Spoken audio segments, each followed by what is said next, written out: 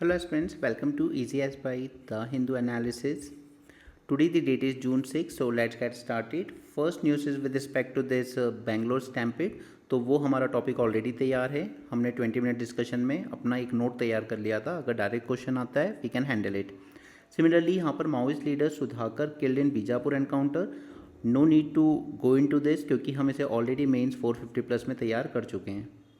Okay तो हमारी दोनों टॉपिक्स ऑलरेडी तैयार हैं and that's the use of 20 minute discussion and mains 450 plus.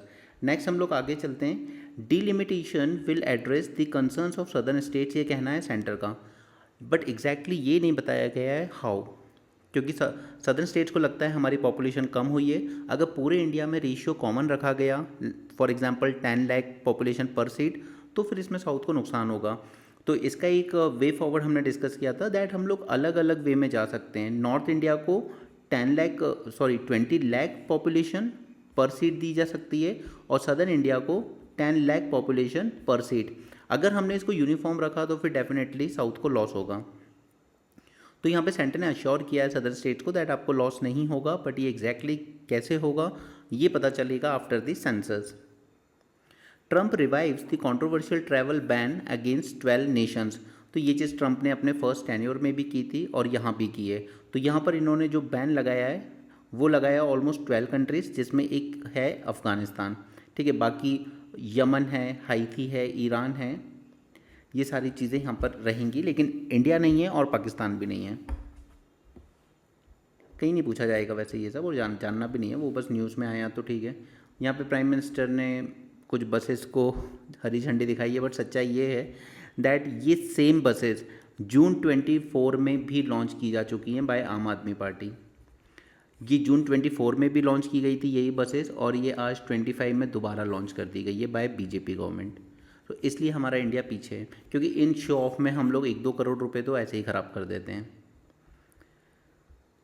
And it is applicable to all parties. ऐसा नहीं है सिर्फ बीजेपी को, all parties they waste public money like anything. हम अपने काम की चीज़ पे चलते हैं. आज हमें आईबीसी कोड पूरा डिटेल में पढ़ना है. ओके, बाकी तो ये सब पॉलिटिकल न्यूज़ है, इनमें हमारे काम का कुछ नहीं है. काजीरंगा नेशनल पार्क में मैंने पहले भी आपको शॉर्ट नोट दिया था. हम लोग इन कुछ चीज़ों को अभी से प्रिपेयर करते हुए चलेंगे, और ये मैं आपको दोबारा इसी न्यूज़पेपर की पीडीएफ में ऐड कर दूंगा. आप व्हाट्सएप पे से एज़ यूजुअल उसको देख सकते हैं. ठीक है.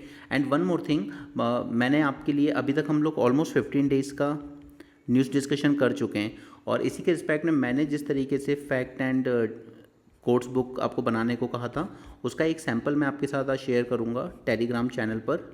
ओके, और उस पर वीडियो भी बनाऊंगा. लेकिन अगेन टेलिंग यू, वो स्पून फीडिंग वाली चीज़ हैबिट मत डेवलप करना, क्योंकि आपको ये पीडीएफ ऐसे तो हज़ारों पीडीएफ आपको मार्केट में मिलेंगी, लेकिन जो आप खुद बनाते हो और जो डेली बेसिस पे आप बनाते हो द हिंदू का डिस्कशन देखने के बाद, वो जो हेल्प करेगा ना, वो और कोई हेल्प नहीं कर सकता आपको. ओके, सो हमेशा खुद से बनाओ. मैं सिर्फ आपको ये सैम्पल बुक शेयर करूँगा ताकि आप समझ सकें कि हम इसको किस तरीके से यूज़ करेंगे. एंड अगर आप सिर्फ पीडीएफ पे रिलाई कर रहे हो और डिस्कशन नहीं देख रहे हो तो भी प्रॉब्लम है, क्योंकि जब तक ये पता नहीं होगा कि कौन सा पॉइंट कहाँ किस तरह यूज़ करना है, तो उस पीडीएफ को याद करके करोगे भी क्या, राइट. एनीवे, हाँ, ये हमारे लिए एक केस स्टडी बनेगा जो हम एग्ज़ाम में यूज़ करेंगे, क्योंकि हम लोग हमेशा बात करते हैं ना, फार्मर्स की इनकम बढ़ानी है, और स्पेशली वेमेन फार्मर्स की. और कैसे बढ़ानी है? हाई वॉल्यूम नहीं, हाई वैल्यू टाइप की क्रॉप्स ग्रो करके. ठीक है, और ये हाई वैल्यू और ज़्यादा इंपॉर्टेंट हो जाती है जब हमें एक्सपोर्ट अपॉर्चुनिटीज़ मिल जाती है. तो वैसे ही एक अपॉर्चुनिटी यहाँ पर उड़ीसा की वेमेन फार्मर्स को मिली है, जिनके मैंगोज़ एक्सपोर्ट किए जा रहे हैं इटली में.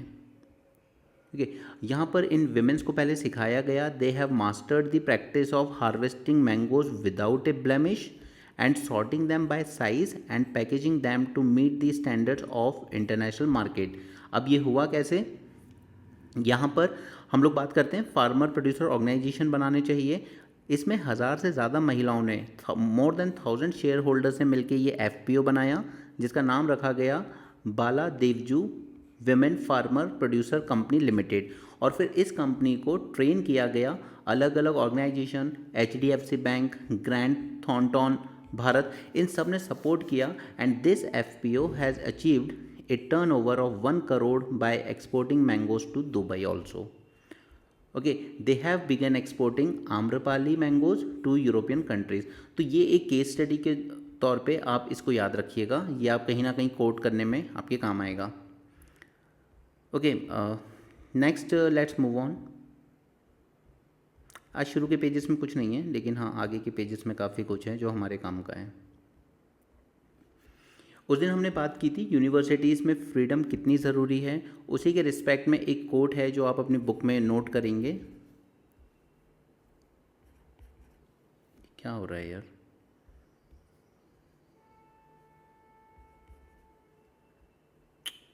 जस्ट अ सेकेंड भाई। Okay, just note down this. Give me the liberty to know, to utter and to argue freely according to conscience above all liberties। ये कहना था जॉन मिल्टन का। तो सिर्फ ये आप जो फ्रीडम पे अटैक हो रहा है आजकल यूनिवर्सिटीज़ में, हर गवर्नमेंट कंट्रोल करना चाह रही है, उसके रिस्पेक्ट में आप इस कोड को यूज़ कर सकते हैं। बाकी इसके रिस्पेक्ट में हमने काफ़ी सारे पॉइंट्स पहले तैयार कर लिए थे जब हमने एक दिन और डिस्कशन किया था इसके रिस्पेक्ट में। ये आपको पता ही है, हमारे यहाँ वर्ल्ड प्रेस फ्रीडम में हम कितने आगे हैं। India rank 151 out of 180 in world free press index. ठीक है, तो ये हम लोग यूज़ करते हैं पॉइंट्स कई बार। Then today are universities are over regulated and grossly under funded. And lastly ये आपका कंक्लूजन पॉइंट आप यूज़ कर सकते हैं जब फ्रीडम ऑफ स्पीच की बात आए या स्पेशली यूनिवर्सिटीज़ की बात हो। Let us celebrate A diversity of opinions as in a vibrant democracy every opinion counts and the university truly signifies a universe of knowledge। ये उसी में ऐड करना है आपको जो आर्टिकल हमने 2-3 दिन पहले डिस्कस किया था। नेक्स्ट है यूरोसेंट्रिक रीसेट। अब ये न्यूज़ में क्यों आया है? क्योंकि यहाँ पे क्या हो रहा है कि UK and EU they are trying to reset their relations. UK exit कर गया था, जैसे हमने कहा था Brexit. Now it is trying to come back closer to the EU। तो उसके रिस्पेक्ट में इन्होंने ये आर्टिकल लिखा है, क्योंकि हमारे लिए मुश्किल क्या हो गया है कि हम एक तरफ तो यूरोपियन यूनियन के साथ भी FTA नेगोशिएशन कर रहे हैं, दूसरी तरफ हमने UK के साथ भी FTA साइन किया। अब ब्रेक्सिट से काफ़ी सारी प्रॉब्लम्स हुई। एक तो ट्रेड आस्पेक्ट पर हमें अलग अलग जगह पर नेगोशिएशन करने पड़ रहे हैं, अलग अलग रूल्स फॉलो करने पड़ रहे हैं, तो बिज़नेस करना थोड़ा सा मुश्किल हो गया और सबसे ज़्यादा इम्पैक्ट पड़ा हमारे एक्सपोर्ट्स पर, राइट। उसके बाद दूसरा पड़ा हमारे बिजनेस पर, प्लस जो स्टूडेंट्स, ठीक है, पहले पूरा UK यूरोप एक ही था, तो उसमें फिर दिक्कत नहीं आती थी। यहाँ से जर्मनी से पढ़ रहे हो, फ्रांस से पढ़ रहे हो, जॉब UK में कर रहे हो, दैट वाज पॉसिबल। लेकिन अब जाके फिर जब ये बाहर निकल गए यूरोप से, तो फिर ये डिग्री और इनके रिकग्निशन इन सब के इशूज़ शुरू हो गए थे। Okay, so there is actually a signal for reset of their relation between EU and UK। For Indian exporters, this could simplify compliance and revive the supply chain fluidity. That is the first thing. Second is the renewed collaboration in areas such as food safety, custom coordination and fisheries. तो ये easy हो जाएगा हमारे लिए। Because post Brexit, Indian exporters have grappled with navigating two separate regulatory regimes. UK के साथ हम अलग डील कर रहे थे, यूरोपियन यूनियन के साथ अलग डील कर रहे थे। A harmonized UK-EU regulatory framework could simplify the compliance, it can reduce the redundancy and it can lower the operational cost। Okay, so Brexit हमेशा कंट्रीज़ के लिए प्रॉब्लम ही लेके आया था, उनका बर्डन और ज़्यादा बढ़ गया था इससे। जैसे UK में अगर हम देखें तो we supply lot of generic medicine to UK, almost over 25% of pharmaceutical needs. लेकिन फिर यूरोप के स्टैंडर्ड्स अलग हो गए, UK के स्टैंडर्ड्स अलग हो गए, तो कंप्लाई करने की इशू सामने आया। Then Indian seafood export देखिए, Indian seafood export could face fewer trade barriers, tighter common standards tight हों वो चलेगा, लेकिन अगर वो कॉमन है तो फिर भी ठीक है। Tighter common standards might challenge the Indian small and medium enterprises which often lack the capital and technical know how. To remain competitive, especially in our textile sector, India must strengthen its export ecosystem through, हमने ये scheme बात की थी, remission of duties and taxes on export products and production link incentive scheme, जो हमारे product को competitive बनाती है। क्योंकि इसमें क्या करते हैं हम, रॉ मटेरियल्स वगैरह प्रोक्योर करने में हमने जो भी टैक्स वगैरह भरे होते हैं, ड्यूटीज़ दी होती है, वो गवर्नमेंट आपको वापस दे देती है जब आप प्रोडक्ट एक्सपोर्ट कर रहे हो। ओके, देखिए इस आर्टिकल में ऐसा कुछ नहीं है जो आप कहीं एग्जाम में लिखोगे, बट ये आपकी सिर्फ अंडरस्टैंडिंग के लिए ठीक है। अगर कल को पूछा जाए कि वापस से अगर UK EU क्लोज आते हैं तो इसमें इंडिया पे क्या इम्पैक्ट पड़ेगा, तो काफ़ी पॉजिटिव इम्पैक्ट पड़ेगा हमारे एक्सपोर्ट से लेके बिजनेस करने तक में। A more synchronized UK-EU foreign policy, particularly in defense sector and Indo-Pacific sector. Okay, because you know UK चाहे पहले जितना स्ट्रॉन्ग पावर नहीं है, but still it is a power. Okay, it is a nuclear power. Veto power hold करता है वो वहाँ पर ब्रिटेन. सो डिफेंस सेक्टर में इंडो पैसिफिक में specially India already operates under the EU India strategic partnership. ये हमने sign की हुई है ऑलरेडी EU के साथ. Then in 22 we also renewed our comprehensive strategic partnership with the UK covering cyber security, climate action and maritime security. सिर्फ ये 2 point यहाँ से याद रखना है इस पूरे आर्टिकल में, ये हमारे काम के हैं, इसके अलावा और कुछ नहीं, बाकी सब इन जनरल बातें हैं.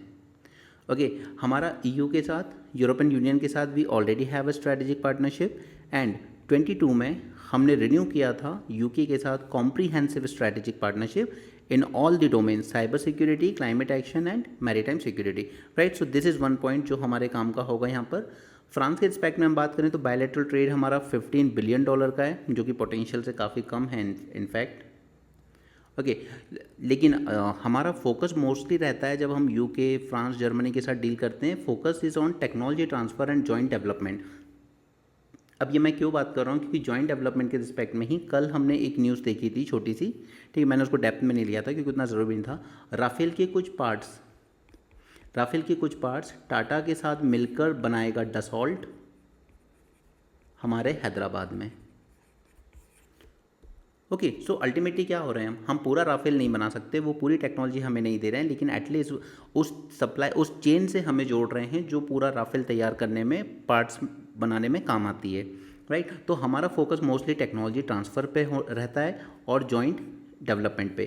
कल हमने इलेक्ट्रिक व्हीकल के रिस्पेक्ट में भी यही पढ़ा था कि इंडिया ये चीज़ नहीं कर पाया, उसको कन्विंस करना था कि हम आपका फुल फ्लैजेड इम्पोर्ट अलाउ तो कर रहे हैं, लेकिन आपको हमें टेक्नोलॉजी ट्रांसफ़र करके देना होगा, जैसा चाइना ने किया था 2009 में, बट हम नहीं कर पाए. उसके अलावा drive collective action on climate finance, digital infrastructure and global governance reform. तो ये UK एंड EU साथ में आए तो ये चीज़ें कर सकते हैं, but again not important for us. India has world's largest diaspora. Indian सबसे ज़्यादा इंडियंस हैं यहाँ पर जब इंटरनेशनल स्टूडेंट्स हम देखते हैं UK में. While post-Brexit restrictions limited the access for Indian professionals to European Union market, अगर हमने UK से डिग्री वगैरह ली है अपनी, तो फिर यूरोप की अदर कंट्रीज़ में जाके अगर जॉब करना है, वहाँ के सर्विस सेक्टर में एंटर करना है, तो उतना ईजी नहीं हो पाता था, क्योंकि फिर वो रिकग्नाइज नहीं करते हैं एक दूसरे की degree. Renewed UK-EU border coordination could enable partial mobility, creating a semi-integrated talent corridor. To seize these opportunities, India must accelerate reforms, modernize its export infrastructure and assert its role in global governance. ठीक है, तो mostly article में बोल बच्चे नहीं था, बस ये एक पॉइंट हमारे काम का था जो हमें एग्जाम के लिए काम आ सकता है. चलो नेक्स्ट है, should India amend its nuclear energy law. अब न्यूक्लियर एनर्जी में मैंने आपको एक टॉपिक बहुत पढ़ाया था, that is SMR, small modular reactor. ये क्या हो रहा है यार, एक सेकंड रुकिएगा. Okay, small modular reactor, and I told you that this is the future of nuclear power. Okay, और फिर बजट में इसको रिकग्नाइज भी किया गवर्नमेंट ने, और उन्होंने कहा कि भारत SMR नाम दिया गया, भारत स्मॉल मॉड्यूलर रिएक्टर, इस पर वर्क करेंगे हम, और इसको लेके हमने अपने टारगेट सेट किए. अब इससे पहले मैं आपको कुछ चीज़ें याद दिला दूँ. हमने 2008 में India USA nuclear deal sign की थी. राइट, हमने क्या सोचा था कि इससे USA से हमारे पास आएगा इन्वेस्टमेंट और दूसरा आएगा टेक्नोलॉजी. हमने इन दो गोल को सोच के ये डील साइन की थी, बट ऐसा कुछ हो नहीं पाया, क्योंकि हमारी लेगेसी में एक जिन हमारे सर पे सवार था, वो था Bhopal gas tragedy. Bhopal gas tragedy ने ये दिखाया था कि फॉरेनर्स आते हैं, इन्वेस्ट करते हैं, प्रॉफिट लेते हैं, लेकिन अगर कोई हादसा हो जाए तो कोई जिम्मेदारी नहीं लेते हैं. That is called as liability. तो यहाँ पे फिर बात हुई कि ये फॉरेन फर्म्स आएंगे, न्यूक्लियर पावर में इन्वेस्ट करेंगे, अपना प्रॉफिट भी जनरेट करेंगे, but what about the liability. क्या ये लायबल होंगे अगर कोई डिज़ास्टर हुआ? इस लाइबिलिटी की वजह से काफ़ी सारी चीज़ें रुक गई. तो उस वजह से यहाँ पे जो इंडो USA डील का बेनिफिट था, पोटेंशियल था, वो हम पूरी तरीके से रियलाइज़ नहीं कर पाए, because no foreign firm was ready to be made liable for any disaster. और 2011 के आसपास ही आपको पता है सुनामी आती है और फुकुशिमा डिज़ास्टर होता है जापान में। तो ऐसे में कोई भी प्राइवेट कंपनी, फॉरगेट दी फॉरेन फर्म्स, फ्रांस से या रशिया यूएसए से, उनको छोड़ दो, इवन हमारे डोमेस्टिक फर्म्स भी कई जगहों पर बैकआउट कर गए कि अगर आप ऐसी लाइबिलिटी हम पे यूज़ करना चाहते हैं, क्योंकि एक न्यूक्लियर पावर प्लांट में कई सारे रॉ मटेरियल्स लगते हैं, कई सारे पार्ट्स लगते हैं। अगर किसी पार्ट को आपने डोमेस्टिक मैन्युफैक्चरर से भी लिया और कल को वो फेल होने की वजह से कोई डिज़ास्टर हो गया, तो no one was ready to take the responsibility. Okay, तो फिर हमने एक लाइबिलिटी लॉ इनेक्ट किया और उसमें हमने कहा कि चलो छोड़ो, आप पे पूरी लाइबिलिटी नहीं डालेंगे, हम एक काइंड ऑफ इंश्योरेंस पूल बना लेंगे कि अगर डिज़ास्टर होता है तो इस इंश्योरेंस पूल से कंपेंसेट किया जाएगा लोगों को। ओके, लेकिन उसके बाद भी वो ट्रस्ट प्राइवेट वालों में डेवलप नहीं हो पाया कि वो आके इंडिया के न्यूक्लियर पावर प्लांट्स में इन्वेस्ट करें। क्लियर है यहाँ तक? अब गवर्नमेंट क्या करने जा रही है, दैट गवर्नमेंट यहाँ पर अपने न्यूक्लियर लाइबिलिटी फ्रेमवर्क को अमेंड करना चाहती है। अब यहाँ पे हमारे दो एक्ट अमेंड होंगे, one is civil liability for nuclear damage act 2010 and atomic energy act 1962। इन दोनों को अमेंड किया जाएगा to allow the private companies to build and operate nuclear energy generation facilities.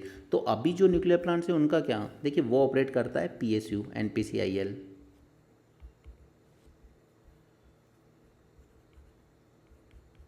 Right, ये ऑपरेट करता है, लेकिन कोई भी प्राइवेट कंपनी डायरेक्ट ऑपरेट नहीं कर रही है। बट यहाँ पे इन्हीं को अलाउ किया जाएगा कि प्राइवेट कंपनीज आएंगी, ऑपरेट करेंगी, और इससे हमारा जो गोल है, जो हमने गोल रखा है अपने सामने, अभी हमारा न्यूक्लियर पावर प्रोडक्शन है 8 GB, ठीक है, 8 gigawatt.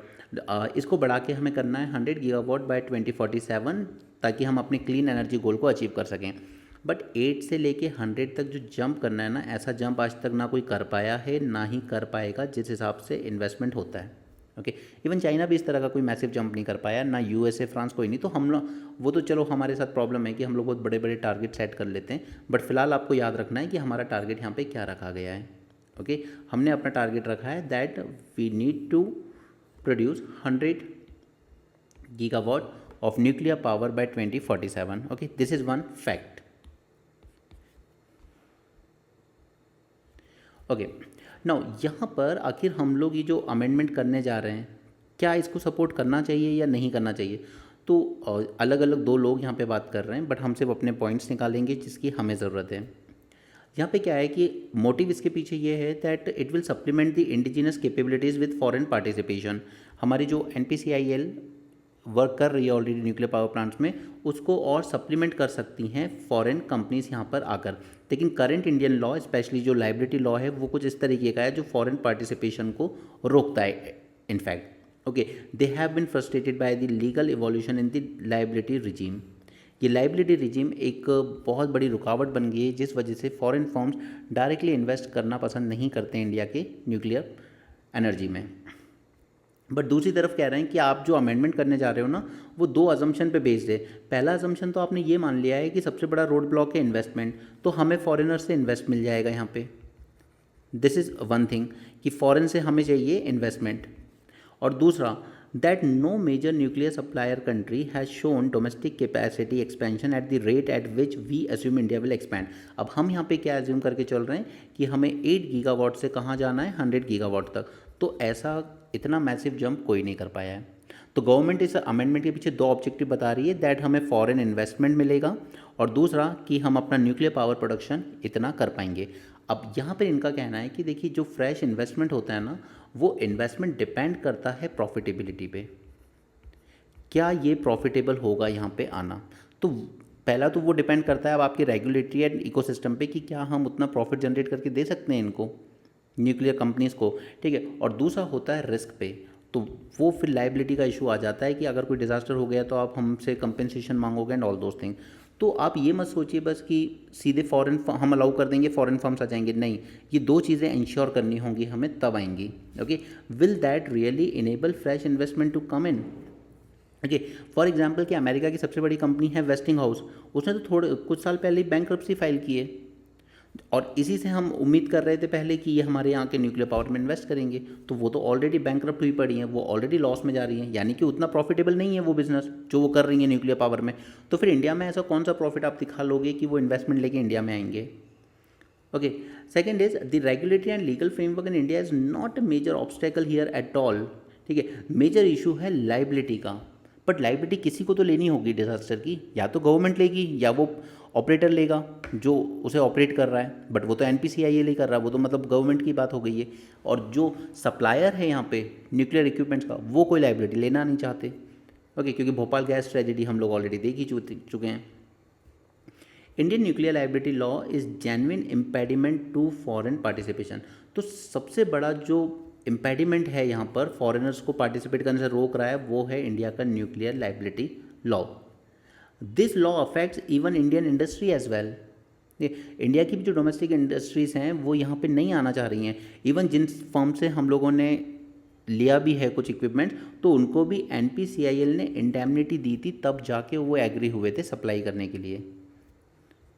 Okay, after the civil liability legislation was passed, even domestic suppliers refused to supply the components.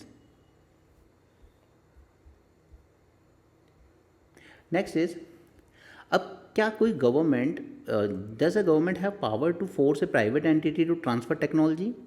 ठीक है, अगर हम यूएसए के साथ कितनी अच्छी गवर्नमेंट के साथ बॉन्डिंग रखते हो या फ्रांस के साथ करते हो, क्या वहाँ की गवर्नमेंट किसी प्राइवेट कंपनी को फोर्स कर सकती है कि आप टेक्नोलॉजी ट्रांसफ़र कीजिए इंडिया को, या इंडियन गवर्नमेंट किसी प्राइवेट कंपनी को फोर्स कर सकती है कि आप टेक्नोलॉजी ट्रांसफ़र कीजिए?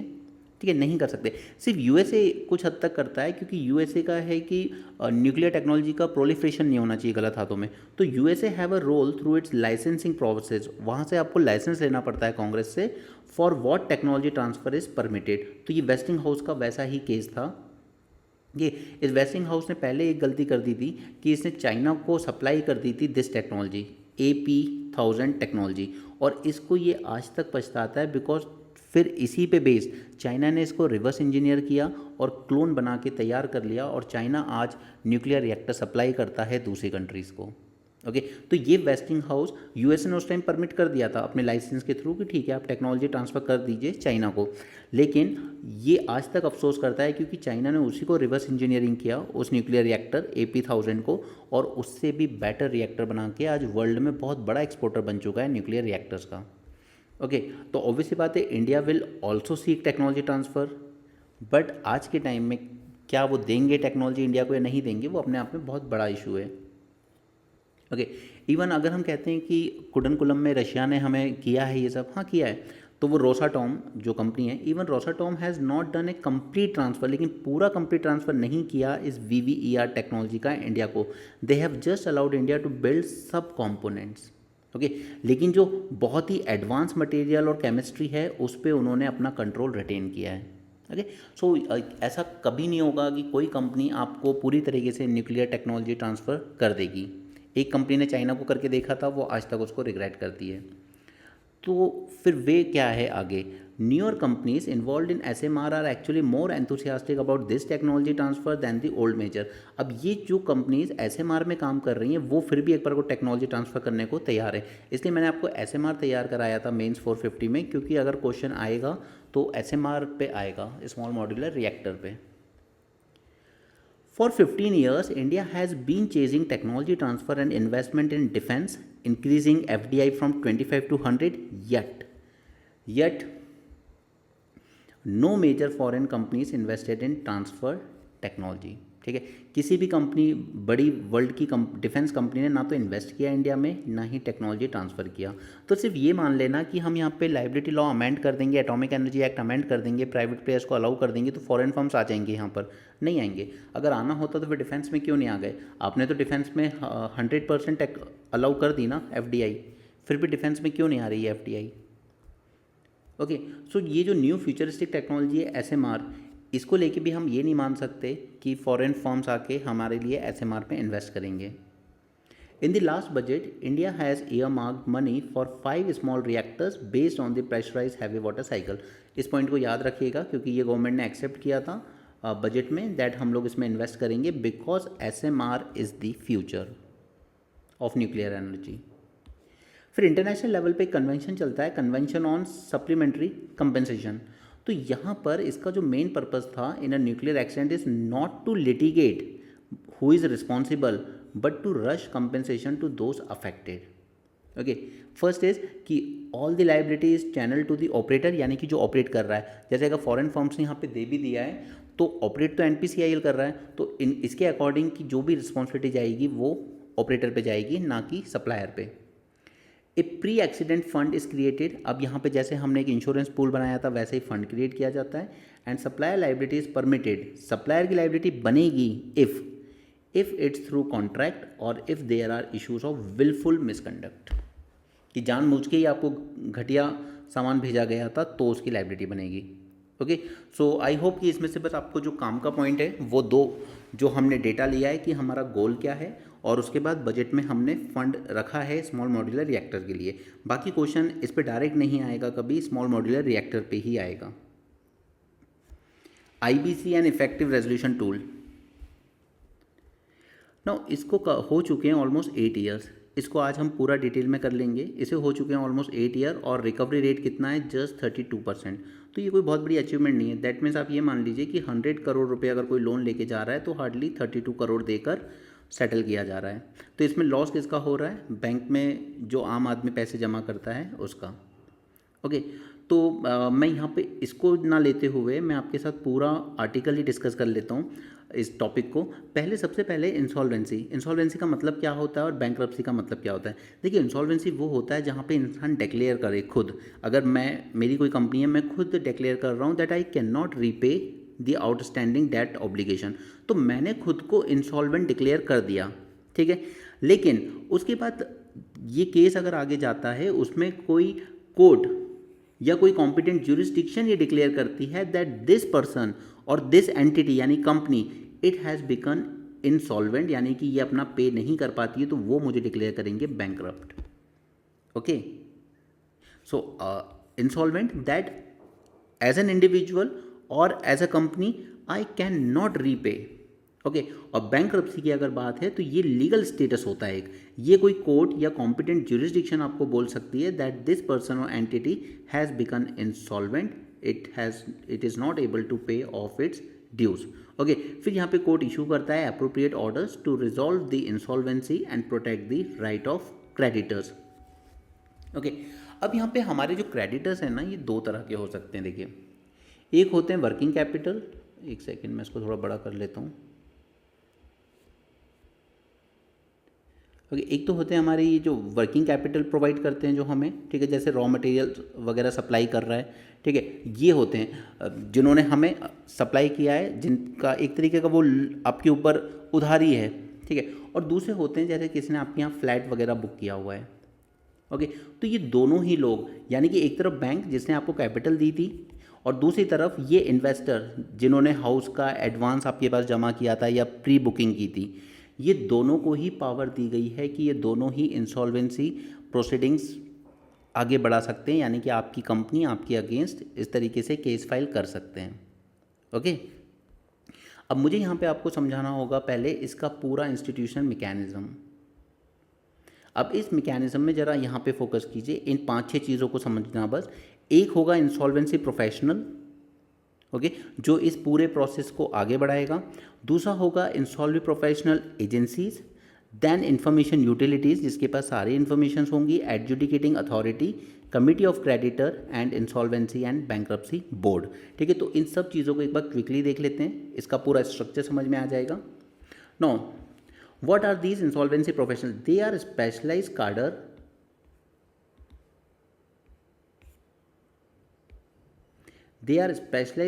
of licensed professional, जैसे आपके चार्टेड अकाउंटेंट्स वगैरह होते हैं, बस वैसा ही, who administer the process of insolvency resolution. They manage the debtor's asset and provide information for creditors to assist them in decision making. Okay, ये वो प्रोफेशनल होगा जो सारी चीज़ों को गाइड करेगा आगे।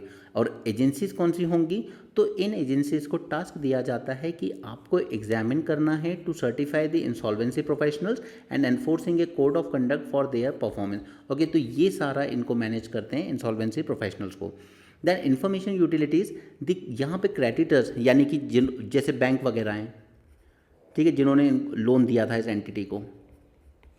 तो ये जो क्रेडिटर्स हैं, they would report the financial information of the debt own to them by the debtor. ठीक है, तो ये इन्फॉर्मेशन यूटिलिटीज़ के पास पूरी डिटेल भेजी जाएगी, कितने का लोन था, क्या क्या टर्म्स एंड कंडीशन थे और कब से पेमेंट नहीं हुआ एंड ऑल दोज थिंग्स। फिर adjudicating authorities, the proceedings of the resolution process are to be adjudicated by NCLT. अगर बात यहाँ पे एक कंपनी की हो रही है, लेकिन अगर कोई पार्टनरशिप फॉर्म है, लिमिटेड लायबिलिटी पार्टनरशिप फॉर्म है, तो वहाँ पर डीआरटी में केस जाता है। ठीक है, अगर ये बहुत बड़े कॉरपोरेशंस वगैरह हैं, कंपनीज हैं, तो आपका केस कहाँ फॉरवर्ड किया जाएगा, एनसीएलटी में। लेकिन अगर आपका इंडिविजुअल कंपनी है या फिर आप पार्टनरशिप में हो, जैसे दो लोगों ने पार्टनरशिप करके कोई इंस्टीट्यूट बनाया, ठीक है, तो उनका मैटर जाएगा डीआरटी में। ठीक है, ये क्लियर रहेगा आपको। ठीक है, प्रोसीडिंग्स जब शुरू होगी तो आपका मैटर एडजुडिकेट किया जाएगा by NCLT if you are a company और कॉरपोरेशन, और आपका मैटर डेट रिकवरी ट्रिब्यूनल में जाएगा अगर आप एक इंडिविजुअल कंपनी चला रहे हो या पार्टनरशिप फॉर्म चला रहे हो। Okay, the duties of authorities will be include the approval to initiate the process of resolution. ठीक है, वो पहले कोशिश करेंगे कि आपस में कोई सेटलमेंट हो सकता है क्या क्रेडिटर्स एंड डेटर्स में। अगर नहीं हो पाता है तो all right, let's initiate the resolution plan, appoint the insolvency professional and approve the final decision of the creditors. यहाँ पे बैंक डिसाइड करेंगे कि अब उनको क्या करना है, क्या उनको इस आदमी की कंपनी जो है उसको पूरा लिक्विडेशन करना है या फिर कुछ ना कुछ टर्म्स एंड कंडीशन चेंज करके कुछ मैनेज करना है। ओके, कमिटी ऑफ क्रेडिटर्स जब बनाई जाती है, जैसे यहाँ पर बहुत सारे लोग हैं, ऐसा नहीं है कि मैंने अगर कोई प्रोजेक्ट लाया था तो मैंने एक ही बैंक से लोन लिया हो, नॉट जरूरी नहीं है। हो सकता है थोड़ा लोन मैं एसबीआई से भी लाया हूँ, कुछ आईसीआईसीआई से भी लाया हूँ और कुछ कभी कोई प्राइवेट इंडिविजुअल से भी लाया हूँ, और उसके बाद फिर मैंने जिन लोगों से एडवांस वगैरह लिया, फ्लैट वगैरह की बुकिंग कराई, उनसे भी तो मैंने एक तरीके से लोन ही तो लिया है ना, पैसा तो वहाँ से भी लिया। तो ये सारे के सारे क्या हो गए, मेरे क्रेडिटर्स हो गए। तो फिर कौन डिसाइड करेगा कि किस तरीके से इसको नेगोशिएट करना है। ठीक है, यहाँ पे ये बनाई जाएगी कमिटी ऑफ क्रेडिटर्स। फिर ये कमिटी ऑफ क्रेडिटर्स कुछ टर्म्स एंड कंडीशन डिसाइड करेगी, इंसॉल्वेंसी प्रोफेशनल मीडिएट करेगा इसमें, और फिर डिसीजन लिया जाएगा कि उस कंपनी के साथ क्या करना है। Okay, a committee of lender is formed to make decision on the resolution process through voting. अब वोटिंग में प्रॉब्लम ये आती है कि हो सकता है कोई एग्री करे कोई ना करे, कोई एग्री करे कोई ना करे, तो फिर ऐसे में क्या करेंगे हम, किस तरीके से रीस्ट्रक्चर करेंगे। ठीक है, क्या इस डेट को रीस्ट्रक्चर किया जाए या इसकी कंपनी को पूरा लिक्विडेट कर दिया जाए। तो ऐसे में डिसीजन को अप्रूव करना होगा bye at least 66% of the total votes of the committee of creditors. Okay, suppose अगर 10 जगहों से इसको लोन मिला था, तो इसमें से एटलीस्ट 7 लोगों को एग्री करना होगा अपने वोट के थ्रू, तब जाके डिसीजन होगा कि क्या करना है इस कंपनी को। Bank insolvency and bankruptcy board बनाने की बात की गई थी। इसका काम था, ये रेगुलेट करेगा इंसॉल्वेंसी प्रोफेशनल्स को, इंसॉल्वेंसी प्रोफेशनल एजेंसीज को एंड इंफॉर्मेशन यूटिलिटीज़ को। The board would comprise of representatives of RBI along with union minister of finance, corporate affairs and law. Okay,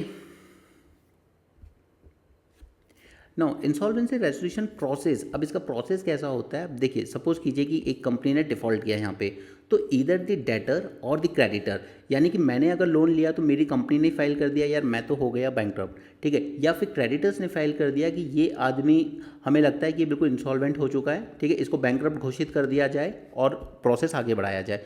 तो कोई भी इनिशिएट कर सकता है, डेटर भी इनिशिएट कर सकता है, क्रेडिटर भी इनिशिएट कर सकता है रेजोल्यूशन प्रोसेस को बिफोर एन एडजुडिकेटिंग अथॉरिटी। ठीक है, फिर यहाँ पे एनसीएलटी अपॉइंट करेगा एक इंसॉल्वेंसी प्रोफेशनल को to administer the insolvency resolution process, and insolvency professional will identify the financial creditors and constitute a committee of creditors. सभी क्रेडिटर्स की एक कमिटी बनाई जाएगी। फिर ये कमिटी ऑफ क्रेडिटर प्रिपेयर करेगी एक प्लान फॉर द रेजोल्यूशन कि इसको रिस्ट्रक्चर किया जाए क्या लोन को। Okay, then such resolution plan must be approved by at least 66% of the total votes in the committee of creditors, तभी उसको अप्रूव माना जाएगा। ओके, सो प्रोसेस कुछ इस तरीके का होगा। डिफॉल्ट हुआ यहाँ पे रीपेमेंट पे, इंसॉल्वेंसी रेजोल्यूशन इनिशिएट कर दिया या तो डेटर ने या फिर क्रेडिटर ने, फिर यहाँ पे एडजुडिकेटिंग अथॉरिटी के पास मैटर जाएगा, डिपेंडिंग की कंपनी है तो एनसीएलटी के पास या फिर इंडिविजुअल है तो डीआरटी के पास। फिर ये लोग क्या करेंगे, ये अपॉइंट करेंगे एक इंसॉल्वेंसी प्रोफेशनल को, इंसॉल्वेंसी प्रोफेशनल कंस्टिट्यूट करेगा कमिटी ऑफ क्रेडिटर को, और फिर यहाँ पे कमेटी ऑफ क्रेडिटर क्या बनाएगी, एक रेजोल्यूशन प्लान। अगर वो रेजोल्यूशन प्लान अप्रूव हो जाता है बाय 66% ऑफ द वोट्स, तो फिर कंपनी को लिक्विडेट कर दिया जाएगा।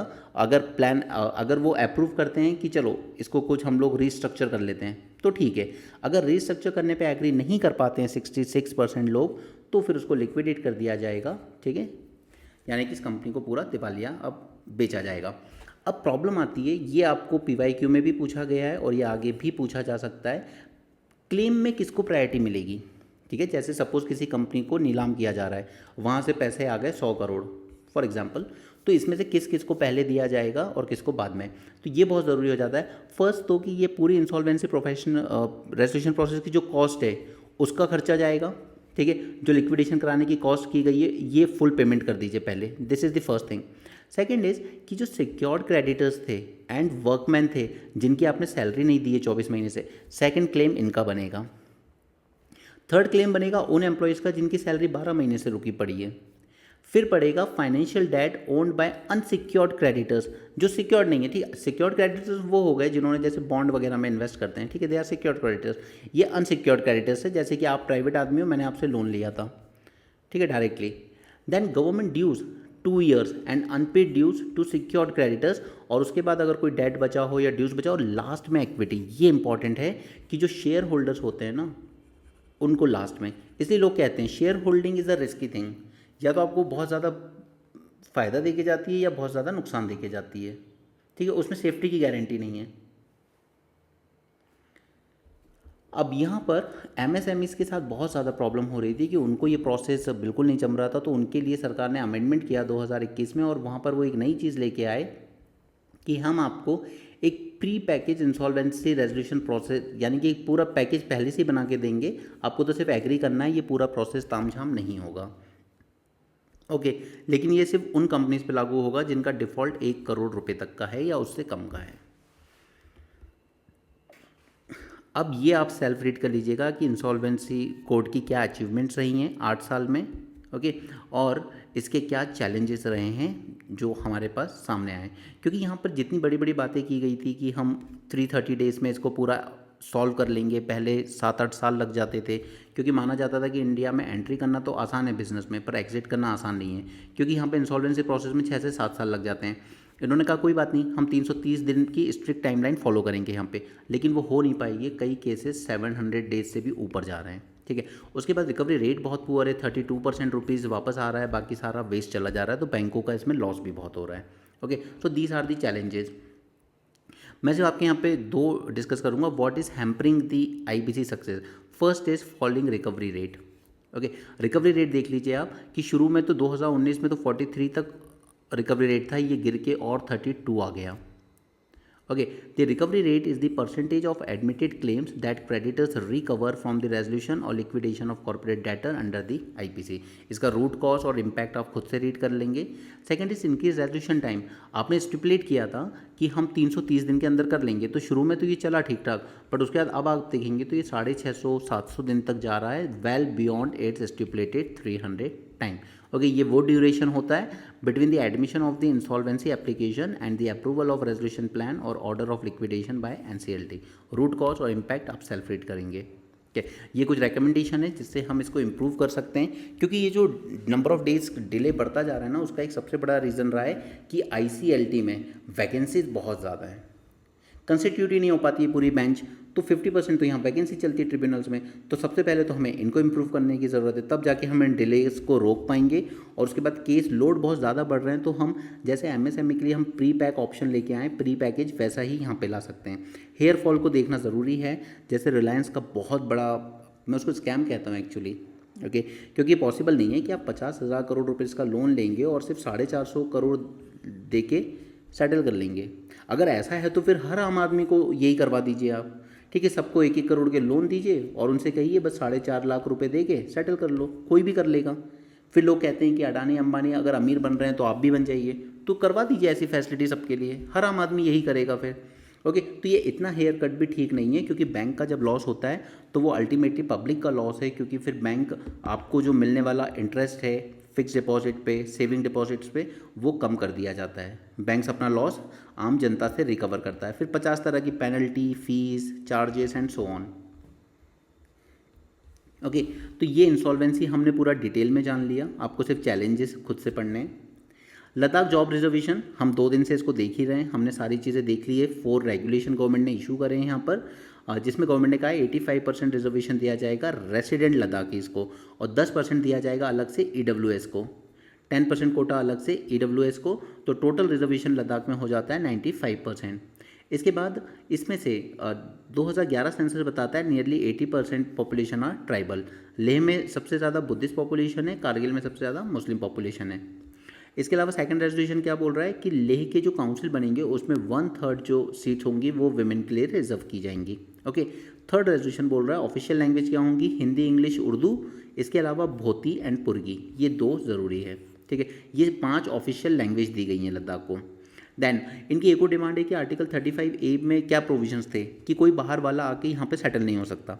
ठीक है, कोई बाहर वाला आके यहाँ पे लैंड नहीं परचेज कर सकता, तो वो हटा दिया गया आर्टिकल 35A जब आर्टिकल 370 हटा। बट ये लोग चाहते हैं ये दोबारा आए, क्योंकि बाहर वाले आके इनकी ज़मीनें परचेज करें, इनको मंजूर नहीं है। बट अगर ऐसा होगा तो फिर वो चीज़ तो हो ही नहीं सकती जिस पर्पज़ से ये सारा किया गया, वो पर्पज़ ही डिफीट हो जाएगा।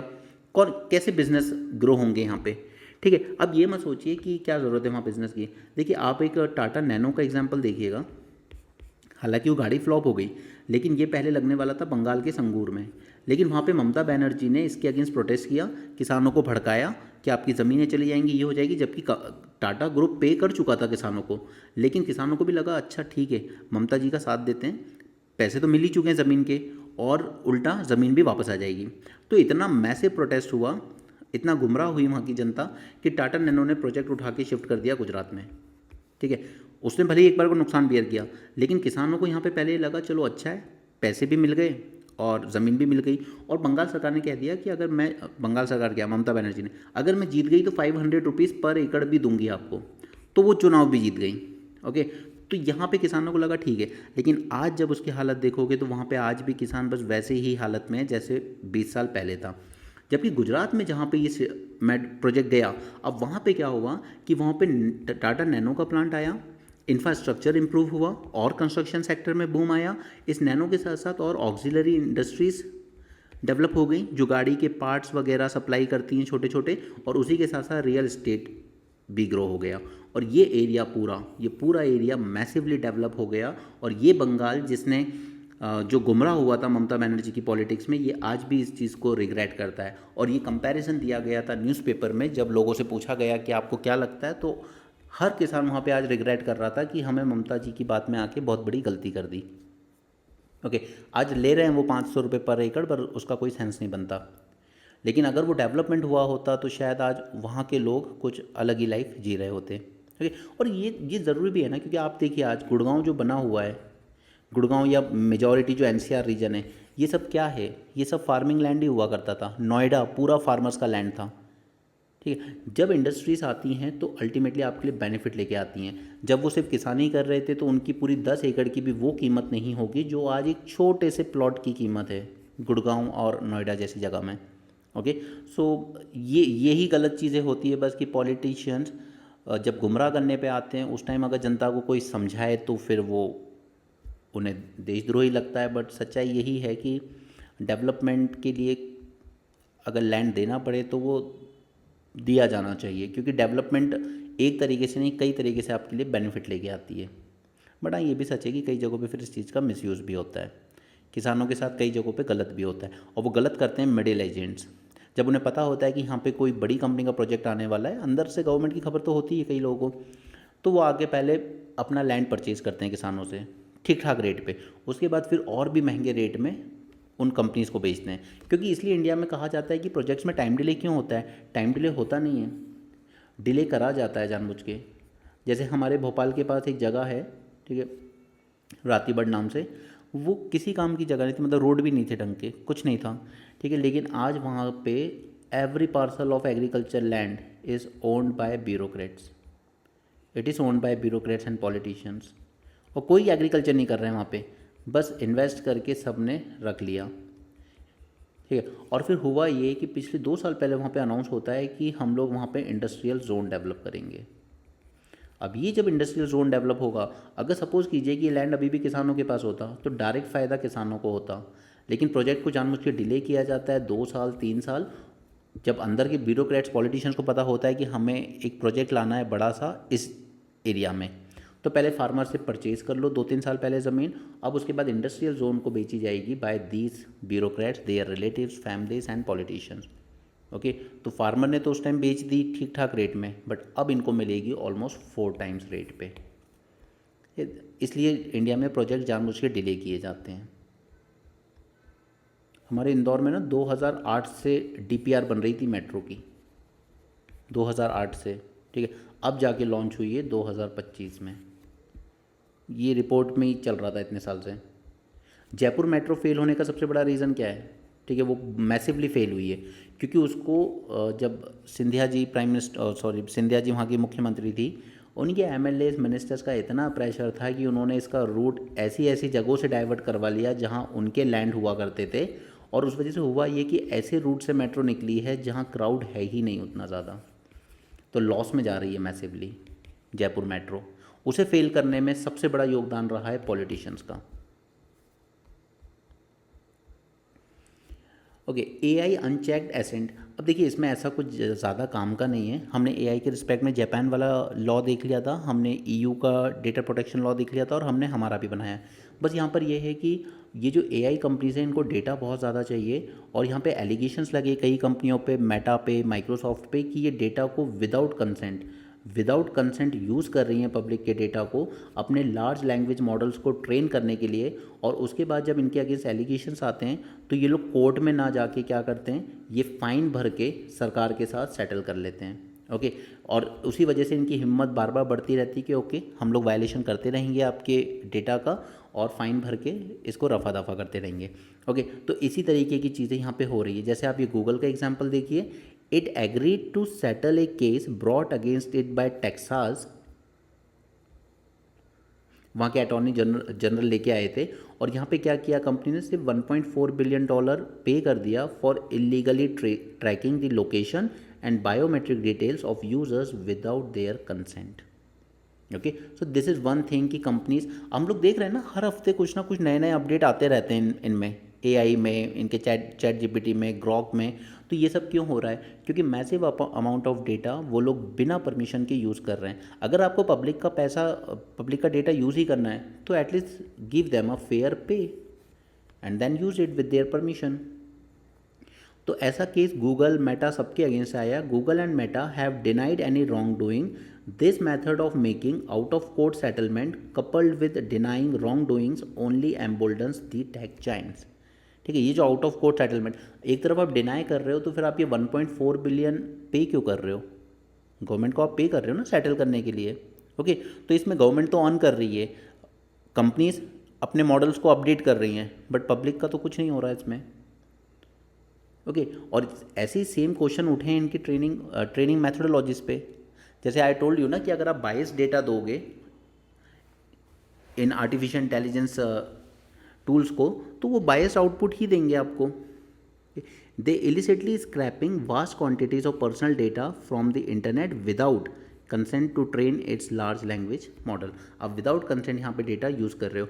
इवन न्यूयॉर्क टाइम्स ने तो केस भी फाइल किया था कि ये हमारे न्यूज़ आर्टिकल पे बेस इन्होंने अपने मॉडल्स को ट्रेन किया है, दिस इज़ कॉपीराइट इन्फ्रिंजमेंट।